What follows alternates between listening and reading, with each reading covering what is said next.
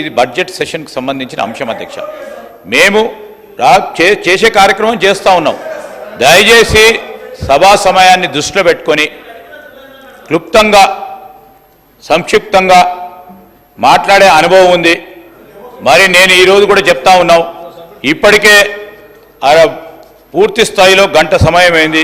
గౌరవనీయుల హరీష్ రావు గారు మాట్లాడి ఇంకో సభ్యులకి మళ్ళా వారి సమయం అయిపోయింది కనుక ఇంకో సభ్యులకి ఇచ్చే అవకాశం ఇవ్వని కోరుతా ఉన్నాను. స్పీకర్ సార్, ఇది 2023-24 బడ్జెట్ అసెంబ్లీ ప్రతి అధ్యక్ష. అప్పుడు కాంగ్రెస్ పార్టీకి 6 సభ్యులు గౌరవనీయులు ఈనాటి ఉప ముఖ్యమంత్రి ఆనాటి సిఎల్పి నాయకులుగా వారి నాయకత్వంలో 6 ఉండేవారు.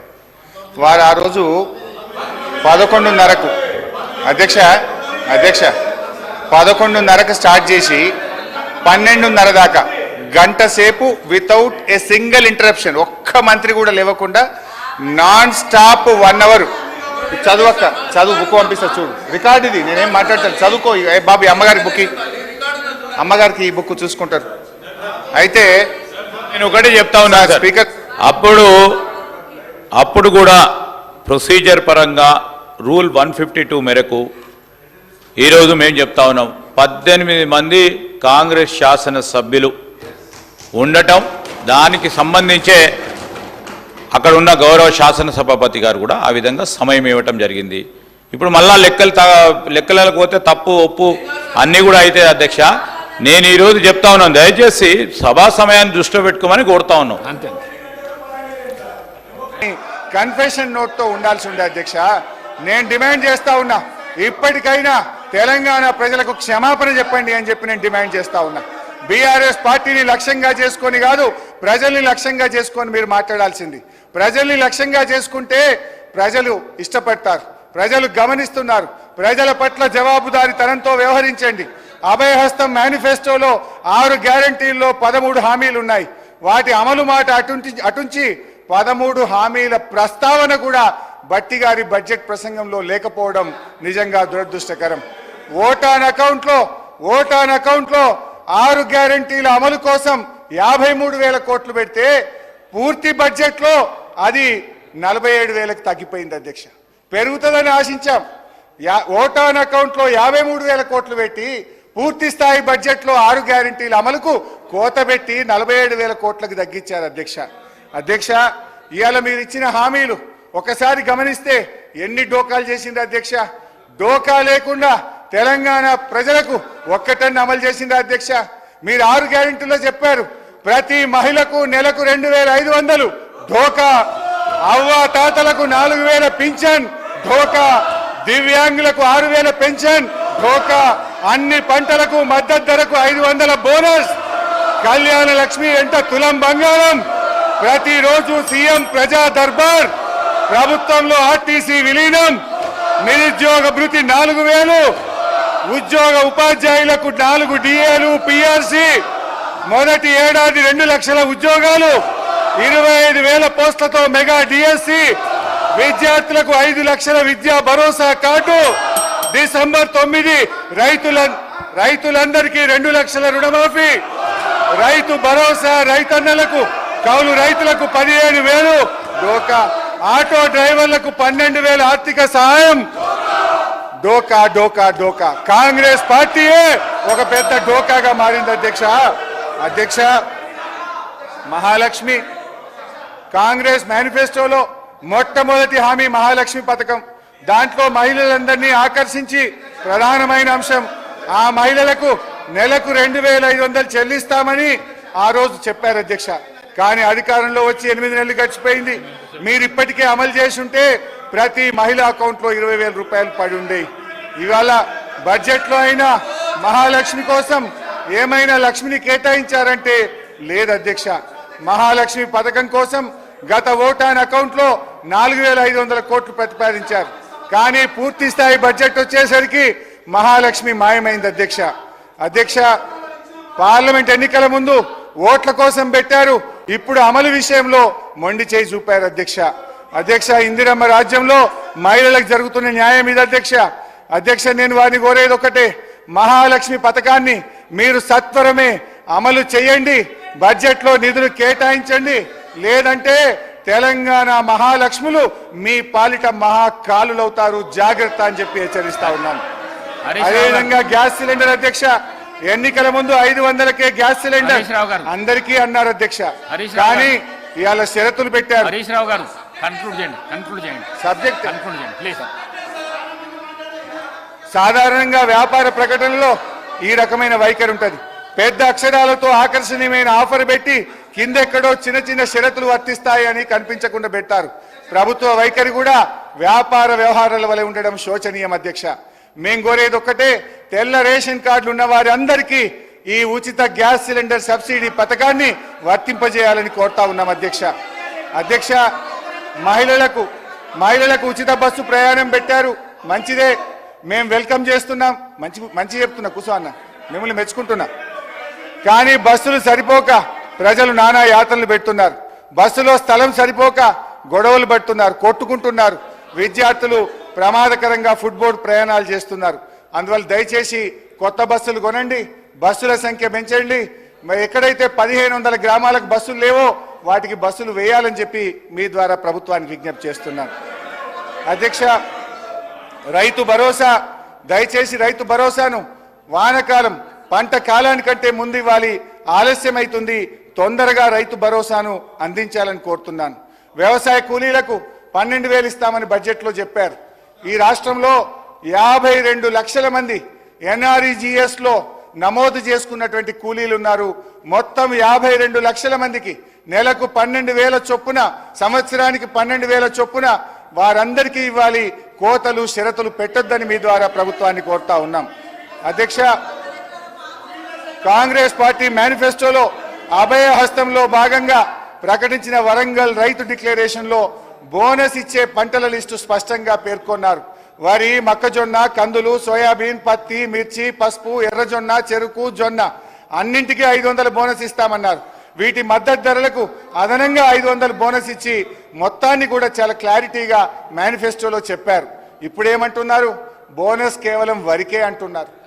అది కూడా కేవలం సన్నాలకు మాత్రమే అని సన్నాయి నొక్కులు నొక్కుతా ఉన్నారు. డిక్లరేషన్లో ఆ రోజు మీరు పెట్టిన వరికి మద్దతు ధర 2183 అనేది దొడ్డు రకం వడ్ల మద్దతు ధర. ఇంత స్పష్టంగా పేర్కొని ఇప్పుడు సన్నాలకు మాత్రమే అని ఎట్లా ప్రకటిస్తారు అని అడుగుతా ఉన్నా. ముఖ్యమంత్రి గారు, డిప్యూటీ సీఎం గారు, ఇల్లే మినిస్టర్ గారు, కోమటిరెడ్డి వెంకటరెడ్డి గారు, జూపల్లి కృష్ణారావు గారు అందరు కలిసి 30 నిమిషాలు వాళ్ళు మాట్లాడిండ్రు. మీరు ఇప్పటిదాకా 68 నిమిషాలు మీరు మాట్లాడిండ్రు. మీరు 57 నిమిషాలు మాట్లాడవలసి ఉండే. ఇక తొందరగా కన్క్లూడ్ చేస్తే వేరే సభ్యులకు అవకాశం. స్పీకర్ సార్, బడ్జెట్ అనేది శాసనసభలో చాలా ముఖ్యమైనది అధ్యక్ష. మీరు ఇట్లా మా గొంతు నొక్కే ప్రయత్నం చేయొద్దు. నేను సబ్జెక్ట్ డీవియేట్ కాను అధ్యక్ష, సబ్జెక్ట్ మీదనే మాట్లాడతాను అధ్యక్ష. ఇప్పుడు 5 మంత్రులు ముఖ్యమంత్రి గారు మాట్లాడితే వాళ్ళకి సమాధానం చెప్పడానికే పావు గంట పోయింది కదా సార్. నా టైం డీవియేట్ అయింది కదా సార్. దయచేసి కైండ్లీ కోఆపరేట్. అధ్యక్ష, తెలంగాణలో మనకు పండేదే 90% దొడ్డు వడ్లు అధ్యక్ష. అంటే 90% దొడ్డు వడ్లకు మీరు బోనస్ ఇయ్యమంటే అసలు ఆ 10% కూడా ఎందుకు వేస్తారు అధ్యక్ష? అందులో మెజారిటీ ఇంటి మందం తిండి గింజల కోసం రైతులు సన్నవడ్లు వేసుకుంటారు. అంటే మార్కెట్లకు వచ్చే దొడ్డు వడ్లకు ఇయ్యమంటే ఇది రైతులకు మీరు మాట ఇచ్చిన వడ్లకు బోనస్ బోగస్ అవుతుంది. దయచేసి మీరు మేనిఫెస్టోలో చెప్పినట్టు అన్ని పంటలకు అన్ని రకాల వడ్లకు బోనస్ ఇవ్వండి అని చెప్పి నేను కోరుతా ఉన్నా అధ్యక్ష.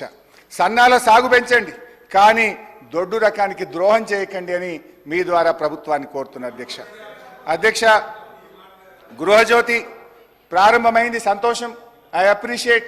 కానీ గృహజ్యోతి కూడా పాక్షికంగానే జరుగుతూ ఉంది. నేను కోరేది ఒక్కటే, రాష్ట్రంలో 90 లక్షల తెల్ల రేషన్ కార్డు హోల్డర్స్ ఉన్నారు. తెల్ల రేషన్ కార్డు ఉన్న ప్రతి ఒక్కరికి 200 యూనిట్ల వరకు గృహజ్యోతిని వర్తింపజేసి న్యాయం చేయాలని చెప్పి నేను గౌరవ ప్రభుత్వాన్ని, ఉప ముఖ్యమంత్రి గారిని కోరుతా ఉన్నా అధ్యక్ష. ఇకపోతే యువ వికాసం 5వ గ్యారంటీ, యువ వికాసం కింద విద్యార్థులకు 5 లక్షల విద్యా భరోసా కార్డు అన్నారు అధ్యక్ష. ఆ కార్డు ఉంటే ఫీజులే కట్టవలసిన అవసరం లేదన్నారు అధ్యక్ష. ఇప్పటి వరకు కార్డు లేదు, కాకరకాయ లేదు అధ్యక్ష. ఆ ఊసే ఎత్తుతలేరు. యువ వికాసం కోసం మరో మోసం కాకూడదని ఈ యువ వికాసాన్ని వెంటనే ఈ ప్రభుత్వం ప్రారంభించేలేగా మరి ఆ భగవంతుని నేను ప్రార్థిస్తా ఉన్నా అధ్యక్ష. 6వ గ్యారంటీ అధ్యక్ష, ఈ బడ్జెట్లో కనీస ప్రస్తావన లేని గ్యారంటీ చేయూత అనే గ్యారంటీ. ఎన్నికల సభల్లో గౌరవ ముఖ్యమంత్రి గారు ఎంత గొప్పగా చెప్పిండు అధ్యక్ష. అవాని పింఛనెంత 2000. ఇగో డిసెంబర్ 9 నాడు ఇందిరమ్మ రాజ్యం వస్తుంది, నీకు 4000 రూపాయలు పడతాయి డిసెంబర్లా. నీ మన్మడొచ్చి పెట్రోల్కో డీజిల్కో 500 1000 నీ కాళ్ళొత్తుతాడు అన్నాడు ఈ ముఖ్యమంత్రి. మరి ఆ ముఖ్యమంత్రి మాటలు నమ్మి మురిసిపోయి కాంగ్రెస్ పార్టీకి ఓటేసి మాకు అధ్యక్ష గత హరీష్ రావు గారు మాట్లాడేది శుద్ధ తప్పు. వెళ్దాక మా మంత్రి వాళ్ళని అట్లా అన్నాడు, ఆయన వాపసు తీసుకోవాలి. 10 ఏళ్ళు ప్రభుత్వంలో ఉండి వాళ్ళు మొదటగా దళితుడే ముఖ్యమంత్రి అన్నాడు, డబుల్ బెడ్రూమ్ అన్నాడు, రుణమాఫీ అన్నాడు. ఇవాళ 2 ఎకరాల భూమి అని 3 ఎకరాల భూమి అన్నాడు. ఇవాళ ఏదొక్కటి కాకుండా మా తల్లి సోనియా ఇచ్చినటువంటి అభ్యాసం 6 గ్యారెంటీలు మా ప్రభుత్వం ఒక్కొక్కటి అమలు చేస్తుంటే జీర్ణించుకోలేక తెలంగాణ మహిళల నుంచి వస్తున్నటువంటి ఆదరణ చూసుకోలేక హరీష్ రావు గారు మండుతున్నాడు. మీరు తెలంగాణ ప్రజలు అసెంబ్లీలో చీకొట్టిరు, పార్లమెంట్ లో జీరోకి వచ్చిరు. మా గౌరవ ముఖ్యమంత్రి కళ్ళల్లో కళ్ళు పెట్టి చూడలేని ప్రతిపక్ష నాయకుడు ఏడబట్టుకునే ప్రతిపక్ష నాయకుడు ఆ రోజు మైక్రోమ్ ఉంది, ఏనాడు కూడా ఊహించలే ఇలా మీడియం బయటకు వస్తాని. అలాంటి ముఖ్యమంత్రి చీల్చు చెండారుస్తాని ఏడబట్టుకుని ముఖ్యమంత్రి మాజీ ముఖ్యమంత్రి మీరు ఒకటే. మా గౌరవ ముఖ్యమంత్రి చేసే కార్యక్రమాలు తెలంగాణ ప్రజలను విమర్శించి పార్లమెంట్ లో మాకు 8 సీట్లు ఇచ్చారు. ఇలా బీజేపీలు బతుకుంటగానే వాళ్ళ శవ దానం చేసుకుంటే వాళ్ళకి శవ వచ్చింది తప్ప మీరు ఎక్కడ గెలవరు అధ్యక్ష. ఒకటే ఇవాళ గ్రామాలలో రెవెన్యూ వ్యవస్థ మొత్తం పోయింది అధ్యక్ష. విఆర్ఓ వ్యవస్థ తీసేసారు, విఆర్ఓ వ్యవస్థ తీసారు. ఇవాళ ధరణి పోర్టల్ వల్ల మాకు సమస్యలు 100 వస్తే అలా 90 సమస్యలు ధరణి సమస్యలు అధ్యక్ష. మా ప్రభుత్వం వచ్చిన తర్వాత రెవెన్యూని ఆలోచన చేస్తుంది, ధరణి ఆలోచన చేసి ఇలా గ్రామాలలో సమాచారం లేకుండా విఆర్ఓల వ్యవస్థ నాశనం చేసి ఇలా ధరణి మొత్తం నాశనం చేసే అధ్యక్ష. మీరు ఆ బడ్జెట్ మీద మాట్లాడేది. హరీష్ రావు గారు మీకు మళ్ళీ హరీష్ రావు గారు మీకు మళ్ళీ విన్నపిస్తున్నా, మీకు మళ్ళీ విన్నపం చేస్తా ఉన్నా నేను. మీరు డిబేట్ కాకండి, డిబేట్ అయితే అక్కడి నుంచి ఈ విధంగా వస్తాయి, డిబేట్ కాకండి. Thank you sir. నేను ఎక్కడ డివియేట్ కాలేదు అధ్యక్ష. 6 గ్యారంటీల్లో 100 రోజుల్లో అమలు చేస్తామని బాండ్ పేపర్ మీద రాసిచ్చిన చేయూత పథకం గురించి మాట్లాడిన తప్ప I did not deviate. I restrain to my subject sir అధ్యక్ష. అయితే ఇప్పుడు ఏం జరుగుతుంది అధ్యక్ష, పోస్ట్ ఆఫీస్ దగ్గర బ్యాంకు దగ్గరికి వచ్చి అవ్వాతాతలు మా 4000 ఎప్పుడు పడుతున్నాయి బిడ్డ అని ఎంతో ఆర్తితో ఆవేదనతో అడుగుతున్నారు. దివ్యాంగ సోదర సోదరీమణులు దీనంగా ఎదురు చూస్తున్నారు. ఒంటరి మహిళలు కంట నీరు పెట్టుకుంటున్నారు. వితంతువులు, డయాలసిస్ పేషెంట్లు, బోధకాలు బాధితులు, నేతన్నలు, గీతన్నలు 4000 పింఛన్ ఎప్పుడొస్తుందా అని కళ్ళు కాయలు చేసుకొని చూస్తున్నారు అధ్యక్ష. ఇవాళ పరిస్థితి ఏంటంటే అధ్యక్ష, 4000 మాట దేవుడు ఎరుగు, ఆ ఇచ్చే 2000 కూడా చక్కగా వస్తలేదు అధ్యక్ష. మే నెల పెన్షన్, జూన్ నెల పెన్షన్, 2 నెలల పెన్షన్ ఈ రోజు వరకు పెండింగ్ ఉన్నది. ఇవాళ 27వ తారీఖు అధ్యక్ష. రామ్మోహన్ రెడ్డి గారు అధ్యక్ష ఇప్పుడు 57 నిమిషాలకు 72 నిమిషాలు వాళ్ళ టైం దియంగా 72 నిమిషాలు మాట్లాడారు అధ్యక్ష. అరే బడ్జెట్ మాట్లాడితే మీకు ఇప్పుడు అవునండి,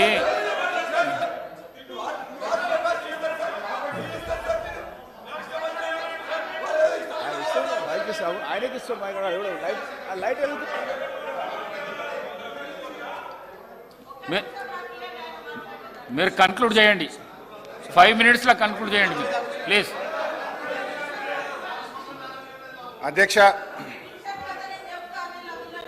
అధ్యక్ష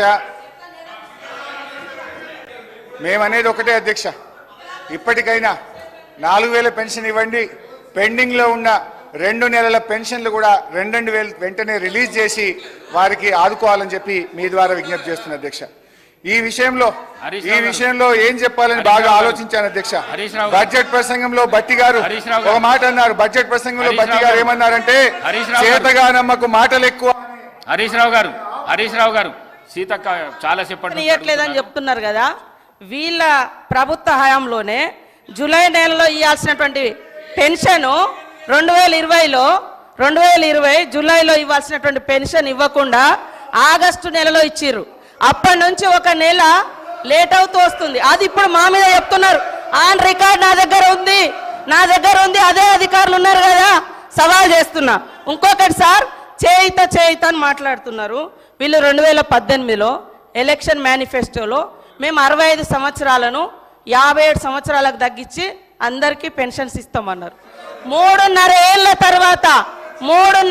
తర్వాత 57 సంవత్సరాలకు పెన్షన్ ఇచ్చారు. అదే కాకుండా వీళ్ళ హయాంలో డబల్ పెన్షన్స్ తీసుకున్నటువంటి వాళ్ళు, సర్వీస్లో ఉండి సర్వీస్ మూలంగా వచ్చేటువంటి పెన్షన్ 24,000 30,000 తీసుకునేటువంటి వాళ్ళకు కూడా ఈ 2,000 పెన్షన్ వర్తింపజేశారు, దాదాపుగా 5,000 మందికి. అదే కాకుండా ఒక కార్పొరేషన్ చైర్మన్గా ఉంటూ కూడా చైర్మన్గా వచ్చే అలవెన్సులు తీసుకుంటూ ఈ 6,000 పెన్షన్స్ కూడా ఉన్నాయి. ఇవన్నీ నేను నిరూపిస్తా.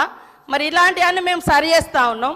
మీరు అద్భుతంగా అబద్ధాలను మా మీద ప్రచారం చేసి మీ సంవత్సరం మీరున్నప్పుడు కూడా 31వ తారీఖు 20వ తారీఖు 16 27 అట్లా ఇచ్చిన మొత్తం 2014 నుంచి డాటా మొత్తం నా దగ్గర ఉంది. మీరు చెప్పటే కరెక్ట్ అని చెప్పి మిగతా వాళ్ళంతా తప్పు, మేము తప్ప ఇక ఈ దేశాన్ని పరిపాలించటం లేరు, అందరు తప్పులు అనేటువంటి విధంగా మాట్లాడడం సరైనది కాదు. నేను ఈ రికార్డు ఇస్తా, హరీష్ రావు గారు చూసుకోవాలని కోరుతా ఉన్నాను. హరీష్ రావు అధ్యక్ష, వీళ్ళు ఎంతసేపు మాయి చెప్పే ప్రయత్నం చేస్తున్నారు. మేము సరిగా చేయలేదు కనుకనే మమ్మల్ని ప్రతిపక్షంలో కూర్చోబెట్టారు. రేపు మీరు కూడా ఈడికి వస్తారా? మరి రాండి. మీరు అదే తప్పు చేస్తే మీరు ఈడికి వస్తారు, మేము ఆడికి వస్తాం. అధ్యక్ష, సరే, సీతక్క గారితో నా మనవి, అక్క రివ్యూ చేసుకోండి. మే జూన్ నెలల పెన్షన్ రాలేదు. ఇప్పుడు జూలై నెల 27వ తారీఖు, 3 రోజులు అయితే ఆగస్ట్ వస్తుంది. 3 నెలల పెన్షన్ పెండింగ్ అవుతుంది. నేను ఊర్లలోకి పోయి డైరెక్ట్గా పెన్షనర్లతో మాట్లాడి చెప్తున్నా. ఇవాళ ఉదయం అసెంబ్లీలో మాట్లాడితే కనుక నా కాన్స్టిట్యున్సీకి ఫోన్ చేసి పెన్షనర్ని అడిగి తెలుసుకొని 1కి 2 సార్లు క్రాస్ చెక్ చేసుకొని మాట్లాడతా. నేను అట్లా తొందరపడి మాట్లాడాను. 2 months పెండింగ్ ఉంది, 3rd month కాబోతుంది. సరే, అయితే సార్, ఇప్పుడు బడ్జెట్ ప్రసంగంలో బట్టి గారు అన్నట్టు చేతగానమ్మకు మాటలు ఎక్కువ అనే మాట ఇది మాకు కాదు, ఆప్ట్గా కాంగ్రెస్ పార్టీకి మీకే వర్తిస్తుంది. అధ్యక్ష, మొత్తం మీద వీళ్ళ స్ట్రాటజీ ఏమిటంటే ఎన్నికలప్పుడు బజాయించు హామీల డంక అమలు చేయకుండా ఉండేందుకు వెతకాలే ఏదో ఒక వంక. ఇది వీళ్ళ స్ట్రాటజీ. అధ్యక్ష, ఇకపోతే మేనిఫెస్టోలో మొదటి పేజీ చాప్టర్ 1 మొదటి లైన్లో వీళ్ళు చెప్పింది ఏంటంటే పూర్తి స్థాయి ప్రజాస్వామిక పరిపాలన అందిస్తామన్నారు. అంటే ప్రజలకు భావ ప్రకటన స్వేచ్ఛకు, నిరసన తెలియజేసే హక్కుకు హామీ పడతామనే కదా అధ్యక్ష. కానీ వాస్తవంలో ఏం జరుగుతుంది అధ్యక్ష? City central library, Rahul Gandhi గారు సిటీ సెంట్రల్ లైబ్రరీకి పోయి ఎన్నికల ముందు మెట్ల మీద కూర్చొని మీకు 2 లక్షల ఉద్యోగాలు ఇస్తామని, మీకు జాబ్ క్యాలెండర్ ఇస్తామని స్వయంగా ఆయన హామీ ఇస్తే జరిగింది ఏంది అధ్యక్ష?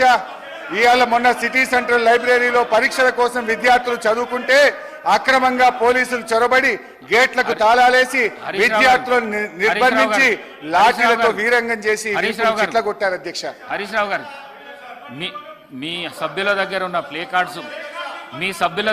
ప్లే కార్డ్స్ బయటికి పంపిస్తేనే సభ నడిపిస్తా, లేకుంటే నడిపియా.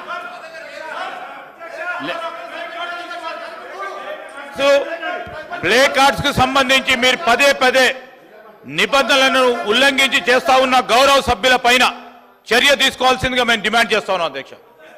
ప్లీజ్. అధ్యక్ష, ఆ సిటీ సెంట్రల్ లైబ్రరీలో ఉన్న పుస్తకాల రచయితల ఆత్మలు ఘోషించుంటాయి అధ్యక్ష. అందులో ఈ మధ్య మన ముఖ్యమంత్రి గారు చంద్రబాబు నాయుడు గారికి బహుకరించిన కాలోజీ నా గొడవ పుస్తకం కూడా ఆ సిటీ సెంట్రల్ లైబ్రరీలో ఉంటుంది అధ్యక్ష. రేవంత్ రెడ్డి గారి ప్రజాపాలన ప్రతాపం చూసి పాపం కాలోజీ ఆత్మ ఎంత తల్లడిల్లిందో, కాలోజీ నా గొడవ ఎంత ఘోషించిందో అధ్యక్ష. నడి రోడ్డు మీద నిరుద్యోగులపై లాఠీలు జులిపించడమే మీరు చెప్పిన పూర్తి స్థాయి ప్రజాస్వామ్యమా? ఆర్ట్స్ కాలేజీలో జరుగుతున్న లాఠీ చార్జిని చిత్రీకరిస్తున్న జర్నలిస్టును అసభ్య పదజాలంతో బూతులు తిట్టి కొట్టడమేనా కాంగ్రెస్ మార్కు ప్రజాపాలన? అంగన్వాడీలను ఆశా వర్కర్లను తమ డిమాండ్ల సాధన కోసం రోడ్డెక్కితే అణచివేత, ప్రతిపక్ష కార్యకర్తలపై ప్రతీకార దాడులు. మొత్తం మీద కాంగ్రెస్ పార్టీ తెచ్చిన మార్పు ఎట్లా ఉందంటే విద్యార్థినీలకు ఇస్తామన్న స్కూటీలలో లేదు, పోలీసులు విచ్చలవిడిగా ప్రయోగిస్తున్న లాఠీలా ఉంది అధ్యక్ష. హరీష్ రావు గారు కన్క్లూడ్ చేయండి, టైం అయిపోయింది, కన్క్లూడ్ చేయండి సార్. అట్లా కాదు సార్, ప్లీజ్ 15 నిమిషాలు అధ్యక్ష.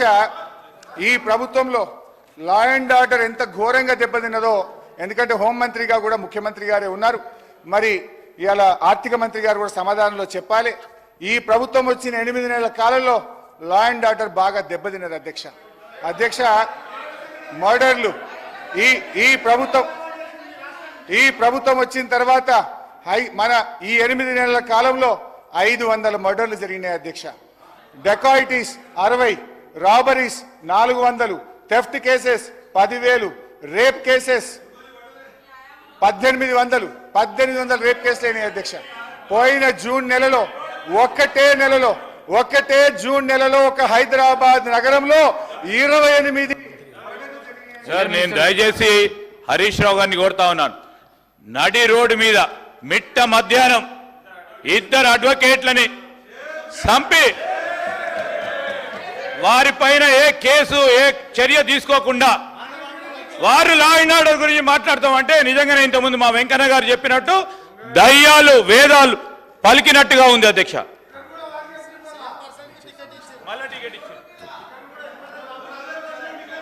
అధ్యక్ష కన్క్లూడ్ చేయండి ప్లీజ్ సార్. నేను రాష్ట్ర ప్రయోజనాలు దృష్టిలో పెట్టుకొని మాట్లాడుతున్నాను. బడ్జెట్ ఈరోజు ఈ ప్రభుత్వం వచ్చిన 8 నెలల కాలంలో 1,00,000కు పైగా ఎక్కువ కేసులు నమోదైనాయి అధ్యక్ష. ఈ మధ్య ఒక అమ్మాయి పోలీస్ స్టేషన్ కోసం, ఒక ఆడబిడ్డ ఆటో ఎక్కి పోలీస్ కంప్లైంట్ ఇవ్వడానికి పోతే ఆ ఆటో వాళ్ళు కారులో ఎక్కించి గ్యాంగ్ రేప్ చేశారు అధ్యక్ష. అంటే హైదరాబాద్ నగరంలో ఇలాంటి పరిస్థితి ఉంటే మన నగరం యొక్క ప్రతిష్ట దెబ్బతింటది. దయచేసి ఆలోచించండి. నేను ఇంకో మంచి ఎగ్జాంపుల్ కూడా చెప్పాలనుకుంటున్నా అధ్యక్ష, ఒక్క నిమిషం.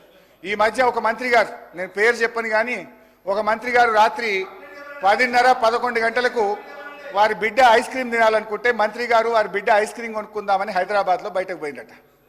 బయటకు పోయి ఐస్ క్రీమ్ కొనుక్కుందామని తిరిగితే ఏడ చూసినా షాపులు బంద్ ఉన్నాయట హైదరాబాద్లో. అన్ని షాపులు బంద్ ఉంటే తిరగంగా రోడ్డు మీద ఒక ఉత్తరప్రదేశ్ ఆయన అదే చిన్న బండి ఐస్ క్రీమ్ బండి పోతుంటే ఆడ ఆపుకొని ఐస్ క్రీమ్ కొనుక్కొని ఏమైందో ఆయన దుకాణాలు బంద్ ఉన్నాయంటే, ఈ గవర్నమెంట్ వచ్చినాక ఏమైందో ఏమో మేడం, ఏమైందో ఏమో పోలీసు వాళ్ళు లాఠీ చార్జీలు చేస్తున్నారు, 10కే దుకాణాలు బంద్ చేస్తున్నారని ఆ మంత్రి గారికి ఆ ఐస్ క్రీమ్ బండి ఆయన చెప్పిండట. ఈ విషయం ఆ మంత్రి గారు ఒక వీడియో కాన్ఫరెన్స్ లో డైరెక్ట్ ముఖ్యమంత్రి గారు చెప్తే రాష్ట్రంలోని ఆఫీసర్లు అందరూ విన్నారు ఆ వీడియో కాన్ఫరెన్స్ లో. అన్నా, మన గవర్నమెంట్ వచ్చినాక పోలీసు వాళ్ళు ఎటువంటి అటే కొడుతున్నట రోడ్ల మీద, 10కే దుకాణాలు బంద్ చేస్తుందని అనే పరిస్థితి వచ్చింది. సో నేను అనేది ఏంటంటే, దయచేసి లా అండ్ ఆర్డర్ అనేది రాష్ట్రానికి చాలా ముఖ్యం. పెట్టుబడులు రావాలన్నా, ఉద్యోగాల కల్పన జరగాలన్నా లా అండ్ ఆర్డరు చాలా దెబ్బతింటున్నది. చాలా డీటెయిల్స్ ఉన్నాయి, మళ్ళీ నేను సబ్జెక్ట్ మీద లా అండ్ ఆర్డర్ లో మాట్లాడతాను. దయచేసి కన్క్లూడ్ చేయండి. నేను మైక్ కట్ చేస్తే మర్యాదగా ఉండదు. కన్క్లూడ్ చేయండి ప్లీజ్. దయచేసి లా అండ్ ఆర్డర్ మీద దృష్టి పెట్టండి. మరి జరుగుతున్న మర్డర్లు, రేపులు, రాబరీలు 1,00,000కు పైగా 8 నెలల కాలంలో ఈ రాష్ట్రంలో కేసులైనాయి. దాన్ని సమీక్ష చేయాలని మీ ద్వారా ప్రభుత్వాన్ని కోరుతున్నా. వీలైతే వివరాలు ఇవ్వండి అధ్యక్ష. ఇకపోతే సరే, ఇవన్నీ చాలా విషయాలు ఉన్నాయి. ఈ ప్రజాపాలన గురించి ఏం చెప్పారు అధ్యక్ష? వాళ్ళు గతంలో రాహుల్ గాంధీ గారు కూడా చెప్పినారు, ప్రజా దర్బార్ మే హర్ దిన్ జనతా సే హమారా చీఫ్ మినిస్టర్ మిలింగే అని చెప్పారు. కానీ ప్రజాపాలన ముఖ్యమంత్రి గారు, నేను ప్రమాణ స్వీకారం చేస్తున్నా, ఇనుప కంచెలని వడగొడుతున్నా, ఇక రేపటి నుంచి పోతున్నాను ఒక్కనాడు పోయింది ముఖ్యమంత్రి గారు. తర్వాత ముఖ్యమంత్రి గారి నుంచి మంత్రులకు పోయింది, మంత్రుల నుంచి ఐఏఎస్. రామ్మోహన్ రెడ్డి గారు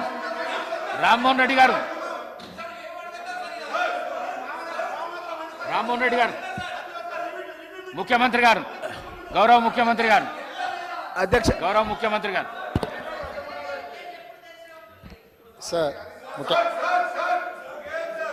ఈ సభ బడ్జెట్ మీద చర్చ సందర్భంగా వాస్తవాల ప్రాతిపదికన మాట్లాడాలని మా భావన.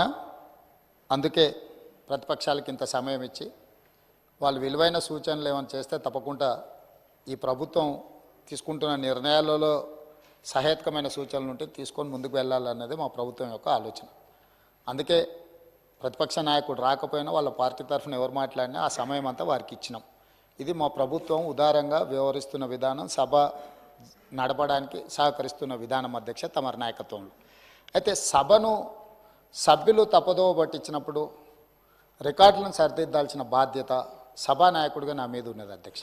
ఎందుకంటే ఈ సభలో నిటారుగా నిలబడి నోరు తెరిస్తే సత్యదూరమైన అంశాలను ప్రస్తావించి మేమేదో కేంద్ర ప్రభుత్వంతో నిటారుగా నిలబడి కొట్లాడినాం, మీటర్లు పెట్టమంటే మేము పెట్టనన్నాం, 30,000 కోట్ల రూపాయలు వచ్చేది ఉన్నా అప్పులు తీసుకునే అవకాశం ఉన్నా మేము తిరస్కరించినాం అని చాలాసేపు ఉపన్యాసం ఇచ్చిండు అధ్యక్ష. ఎంత అబద్ధం అంటే నేను సంతకాలు పెట్టిన డాక్యుమెంట్లు ఈరోజు సభలు పెట్టదలుచుకున్నా అధ్యక్ష. వాస్తవంగా వారు ఏమైనా సూచనలు ఇస్తారేమో రాసుకొని తద్వారా ఏమైనా సవరించుకొని ముందుకు వెళ్దామన్న ఆలోచనతో మేము మా సభ్యులందరూ అందరం వచ్చి కూర్చున్నాం అధ్యక్ష. నేను ఈ డాక్యుమెంట్ మళ్ళీ చదివినిపించిన తర్వాత వారికి ఇస్తాను, నేను వారు ఒకసారి చూసుకోమన్నారు. ఎందుకనంటే గతంలో చేసిన తప్పిదాలను కప్పిపుచ్చుకోవడానికి బయట బహిరంగ వేదికలలో అబద్ధాలు మాట్లాడితే పర్వాలేదు, కానీ సభలో కూడా అబద్ధాల ప్రాతిపదికన ఇంకా బుకాయించాలని చూడడం అనేది ఏమాత్రము సమంజసం కాదు. అందుకే ఈ రికార్డులను సవరించడానికి ఈ వాస్తవాలని, ఈ ఒప్పందాలను నేను ఈరోజు సభలో పెడుతున్నా అధ్యక్ష. Tripartite memorandum of understanding ministry of power government of India and government of Telangana and Telangana state power distribution companies. Tripartite MOU is made this 4th day of January 2017. అంటే 3 పార్టీలు, కేంద్ర ప్రభుత్వము, తెలంగాణ రాష్ట్ర ప్రభుత్వము, డిస్కామ్లు అంటే విద్యుత్తు సరఫరా చేసే సంస్థలు, 3 సంస్థలు కలిసి కేంద్ర ప్రభుత్వంతో ట్రైపార్టియేట్ అగ్రిమెంటు జనవరి 4 తారీఖు 2017 నాడు అగ్రిమెంట్ చేసుకున్నారు అధ్యక్ష. ఈ అగ్రిమెంట్ 28 పేజీల అగ్రిమెంట్ అధ్యక్ష. ఈరోజు నేను పేజీ నెంబర్ 7లో ఉన్న లైన్ చదువుతున్నాను అధ్యక్ష. ఇది achieving 100% distribution transformers metering by June 30th 2017. అదేవిధంగా achieving 100% feeder metering by June 30th 2017. అంటే మేము డిస్ట్రిబ్యూషన్ ట్రాన్స్ఫార్మర్స్ దగ్గర 100% June 30th లోపల మేము మీటర్లు బిగిస్తాము అని, అదేవిధంగా మీకు ఫీడర్ దగ్గరలో కూడా మేము మీటర్లు 30th లోపల పెడతామని, ఇదే కాకుండా installation of smart meter for all consumers above 500 units oblique month by December 31st December 2018 and consumers consuming above 200 units month by 31st December 2019. అంటే డిస్ట్రిబ్యూషన్ ట్రాన్స్ఫార్మర్స్ దగ్గర జనవరి 4 తారీఖు నాడు ఒప్పందం చేసుకొని ఏం చెప్పిండ్రు అధ్యక్ష అంటే జూన్ 30 తారీఖు లోపల, అంటే దాదాపుగా 6 నెలల లోపల డిస్ట్రిబ్యూషన్ ట్రాన్స్ఫార్మర్స్ దగ్గర 100% మేము మీటర్లు బిగిస్తామన్నారు. అదేవిధంగా 500 యూనిట్లు కానీ 200 యూనిట్లు వాడుకునే వాళ్లకు 31 డిసెంబర్ 2018, అదేవిధంగా 31 డిసెంబర్ 2019. అంటే 100% గృహ వినియోగదారులకు, అదేవిధంగా వ్యవసాయ డిస్ట్రిబ్యూషన్స్ ఉన్న దగ్గర మేము మీటర్లు పెడతామని ఒప్పందాలు చేసి సంతకాలు చేశారు అధ్యక్ష. ఈ సంతకంలో సంతకాలు పెట్టింది ఎవరు అధ్యక్ష? ఆ పేర్లు కూడా నేను చెప్తా అధ్యక్ష. ఎందుకంటే ఈ రికార్డులను సవరించాల్సిన బాధ్యత, అంటే అబద్ధాలను ఈ రికార్డులో ఉంటే రేపు భవిష్యత్తులో కొత్తగా వచ్చే ఎమ్మెల్యేలు ఇదంతా నిజం అనుకునే ప్రమాదం ఉంది. ఇందులో సంతకాలు పెట్టిన దాంట్లో అధ్యక్ష తెలంగాణ రాష్ట్ర ప్రభుత్వం తరఫున Ajay Mishra IAS, special chief secretary energy department government of Telangana, discom southern power distribution company of Telangana limited నుంచి శ్రీ జి రఘుమారెడ్డి, అదేవిధంగా అధ్యక్ష వీరు సదరన్ డిస్కామ్ నుంచి, అదేవిధంగా discom northern power distribution company of Telangana limited నుంచి ఏ గోపాలరావు. ఈ అధికారులు కేంద్ర ప్రభుత్వంతో ఒప్పందం చేసి ఈ సంతకాలు పెట్టి అన్ని దగ్గరలో మీటర్లు పెడతామని చెప్పిన మాట వాస్తవం అధ్యక్ష. ఈరోజు తమరి ద్వారా తెలంగాణ సమాజానికి నేను స్పష్టమైన వివరాలను తెలంగాణ సమాజానికి నేను చెప్పదలుచుకున్నాను. జనవరి 4, 2017 నాడు కేంద్ర ప్రభుత్వంతో నరేంద్ర మోడీ గారితో ఆనాటి తెలంగాణ రాష్ట్ర ముఖ్యమంత్రి కల్వకుంట్ల చంద్రశేఖరరావు గారు మేము డిస్ట్రిబ్యూషన్ ట్రాన్స్ఫార్మర్లకు 100% 6 నెలల లోపల మీటర్లు బిగిస్తామని, అదేవిధంగా ఇండ్ల గృహ వినియోగదారులకు కూడా 2018 డిసెంబర్ లోపల 500 యూనిట్లు వాడే వినియోగదారులకు, అదేవిధంగా 200 యూనిట్లు వాడే వాళ్లకు 31 డిసెంబర్ 2019 లోపల మీటర్లు బిగిస్తామని నరేంద్ర మోడీ గారితో ఒప్పందం చేసుకున్న మాట వాస్తవము. ఈ అధికారిక రికార్డులను తమరి ద్వారా అబద్ధాలు సభను తప్పుదోవ పట్టించిన హరీష్ రావు గారికి నేను ఇస్తున్నా. అదేవిధంగా వారు మాట్లాడిన అబద్ధాలు అన్నిటిని కూడా రికార్డులను తొలగించి ఆ రికార్డులను సవరించాల్సిందిగా తమరికి విజ్ఞప్తి చేస్తున్నాను అధ్యక్ష. తమరి ద్వారా వారికి రికార్డు నేను ఇవ్వదలుచుకున్నా. ఎందుకంటే ఆ కాగితాలు ఎక్కడున్నాయో మాకేం తెలుసు, మీరేంది అని. అందుకే అధ్యక్ష మా వెంకటరెడ్డి గారు ఒక మాట చెప్పారు, వారికి హాఫ్ నాలెడ్జ్ అని. వారికేమో హాఫ్ నాలెడ్జ్, పెద్దానికేమో ఫుల్ నాలెడ్జ్. ఇక మేము ఏం చేస్తాం అధ్యక్ష? కాబట్టి అందుకే సభలో వాస్తవాలు మాట్లాడితే బాగుంటుంది అధ్యక్ష. అది పంపించండి అధ్యక్ష. సరే, అది నేను చూసి దాని మీద స్పందిస్తా అధ్యక్ష. ప్రజలకైతే తెలుసు కదా అధ్యక్ష, ఈ రాష్ట్రంలో ఏ వ్యవసాయ బావి దగ్గరనైనా ఏ రైతు కన్నా మా ప్రభుత్వం మీటర్ పెట్టిందా అధ్యక్ష? మీటర్లు పెట్టినామా అధ్యక్ష? ఇవాళ ముఖ్యమంత్రి గారు నిజంగా మేము 30,000 కోట్ల అప్పు తెచ్చే అవకాశం ఉన్నా తేలేదు అని నేను చెప్పాను. 30,000 కోట్ల అప్పు మేము తెచ్చామా 0.5 FRBM చెప్పమనండి. We have not taken any single rupee on electricity reforms. ఇదే విషయం నేను చెప్పినా, దానికి నేను కట్టుబడి ఉన్నా. ఆ పేపర్ పంపండి, చదివి రేపు నేను సభలో డీటెయిల్గా దానికి సమాధానం చెప్తాను అధ్యక్ష. అధ్యక్ష, ముఖ్యంగా బీసీల విషయంలో ఈ ప్రభుత్వం ఆనాడు కామారెడ్డి డిక్లరేషన్లో 1,00,000 కోట్ల రూపాయలు బీసీలకు ఖర్చు పెట్టాం 5 ఏళ్లలో అని చెప్పారు. అంటే 1,00,000 కోట్లు అంటే సంవత్సరానికి 20,000 కోట్లు బడ్జెట్లో పెట్టాలి. కానీ గౌరవనీయులు ఆర్థిక శాఖ మంత్రి గారు ఈ బడ్జెట్లో కేవలం 9,000 కోట్లు మాత్రమే పెట్టారు. అది ఎట్లా ఖర్చు పెట్టారు, మరి ఆ 1,00,000 కోట్లు ఎట్లా నింపుతారో కూడా వారు చెప్పాలి అధ్యక్ష. అధ్యక్ష, ముఖ్యంగా చేనేత కార్మికులు, నేను పేదల గురించి, బీసీల గురించి మాట్లాడుతున్నా, దళితుల గురించి, మైనార్టీల గురించి. అధ్యక్ష, మీరు అధికారంలోకి వచ్చిన తర్వాత చేనేత కార్మికుల నోటికాడ బుక్ ఎత్తగొట్టారు. 14 మంది చేనేత కార్మికులు ఆత్మహత్య చేసుకున్నారు. దయచేసి రివ్యూ చేయండి, చేనేత కార్మికులకు ఆర్డర్లు ఇవ్వండి, వాళ్ళ బకాయిలు ఇవ్వండి, వాళ్ళ ఆత్మహత్యల్ని నివారించాలని మీ ద్వారా ప్రభుత్వాన్ని నేను కోరుతా ఉన్నా. ఎందుకంటే వాళ్ళు రోడ్లెక్కి ధర్నాలు చేస్తున్నారు, బంద్ కాలిస్తున్నారు. తొందరగా నిర్ణయం తీసుకోండి అధ్యక్ష. అధ్యక్ష, ఎంబీసీ కులాలకు ప్రత్యేక మంత్రిత్వ శాఖ పెట్టామన్నారు, ఆ ఊస రాలేదు. మైనార్టీల కోసం हमारे मुसलमान भाइयों के लिए, बहनों के लिए ये लोग वादा करे 4,000 करोड़ बजट में रखते बोल के बोले, लेकिन सिर्फ 3,000 करोड़ रुपए रखे हैं। ये सरकार बड़े भाई के रास्ते में छोटे भाई चल रहा साहब।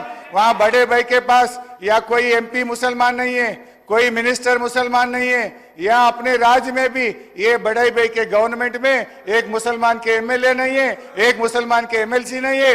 ये हुकूमत में कम से कम मुसलमानों को मिनिस्टर भी नहीं दिया है। ये मैं पूछना चाहता हूं, उन लोगों के वोटों से आप हुकूमत बनाना चाहते, लेकिन माइनॉरिटीज को हुकूमत में जगह न क्यों नहीं मिलता बोल के मैं ये सरकार से पूछना चाहता हूं। इमाम मौजम साहब लोगों को 10,000 रुपए देते बोले, अभी तक वो भी अमल नहीं हुआ। माइनॉरिटी सब प्लान के लिए 1,000 करोड़ रुपए देते बोले, वो भी बजट में नहीं दिया हुआ है।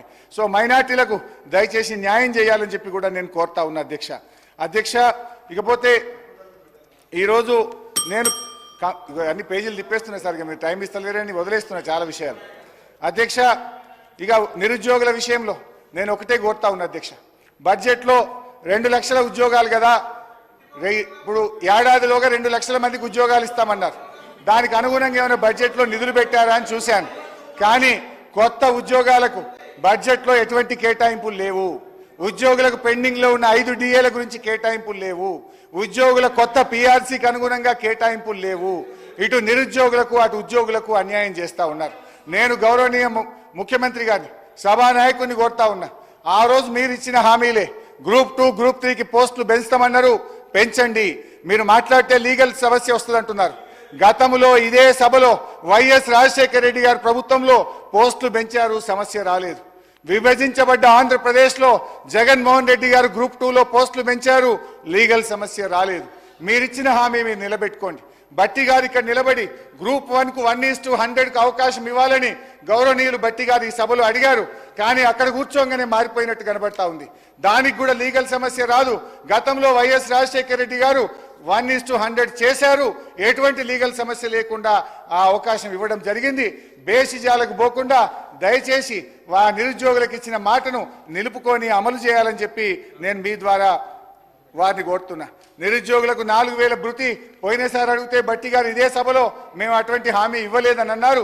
దయచేసి చూసుకొని ఆ నిరుద్యోగులకు భృతి ఎప్పటి నుంచి ఇస్తారో మీరు బడ్జెట్లో కేటాయింపులు లేవు, దాని గురించి కూడా చెప్పాలని కోరుతున్నా. హైదరాబాద్లో అభివృద్ధి జరగలేదన్నారు, చెప్తే దానికి ఒక 10 పేజీలు ఉన్నది. కానీ టైం లేదు, మళ్ళీ నెక్స్ట్ మేము లాస్ట్లో దాంట్లో మాట్లాడతాం. కానీ హైదరాబాద్లో మేము చేసిన అభివృద్ధి వల్లనే హైదరాబాద్ ప్రజలు నిండుగా మమ్మల్ని అన్ని రకాలుగా ఆశీర్వదించిన విషయాన్ని గుర్తుపెట్టుకోండి. అధ్యక్ష, ఎందుకు చంద్రబాబు నాయుడు చెప్పలేదా? మొన్న ముఖ్యమంత్రిగా ప్రమాణ స్వీకారం చేసి ఎన్టీఆర్ ట్రస్ట్ భవన్లో మాట్లాడుతూ నేను అభివృద్ధి చేసిన, నా తర్వాత వచ్చిన కేసీఆర్ గారి ప్రభుత్వం హైదరాబాద్ను బాగా అభివృద్ధి చేసిందని చంద్రబాబు నాయుడు వీరి గురువు అన్నదేమో సహచరుడు, వీరి సహచరుడు కూడా చెప్పింది కదా అధ్యక్ష. ఇకపోతే 8 నెలల కాంగ్రెస్ పాలన చూసిన తర్వాత ఒకటి అనిపించింది అధ్యక్ష, నమ్మి నానబోస్తే పుచ్చి బుర్రలైనట్లున్నది అధ్యక్ష వీళ్ళ పాలన. కేంద్ర బడ్జెట్లో తెలంగాణకు అన్యాయం జరిగింది. రాష్ట్ర బడ్జెట్లో చూస్తే అభయహస్తం కాస్త శూన్యహస్తంగా మారింది అధ్యక్ష. వాస్తవిక అంచనాలతో రూపొందించిన బడ్జెట్ అని మంత్రి గారు చెప్పినా బడ్జెట్కు వాస్తవికతకు చాలా దూరం ఉంది అధ్యక్ష. ఇది ప్రజల బాగోగులు కేంద్రంగా తయారైన బడ్జెట్ కాదు. రాజకీయం ఎక్కువ, ప్రజల కోణం తక్కువ. 6 గ్యారంటీలకు అనుగుణంగా హామీలు కనబడలేదు అధ్యక్ష. బడ్జెట్ ప్రసంగంలో బట్టిగా చెప్పినట్టు సంపద వల్ల సమర్థత రాదు, కానీ సమర్థత వల్ల సంపద వస్తుంది అనే విషయాన్ని వారు గుర్తుపెట్టుకోవాలి.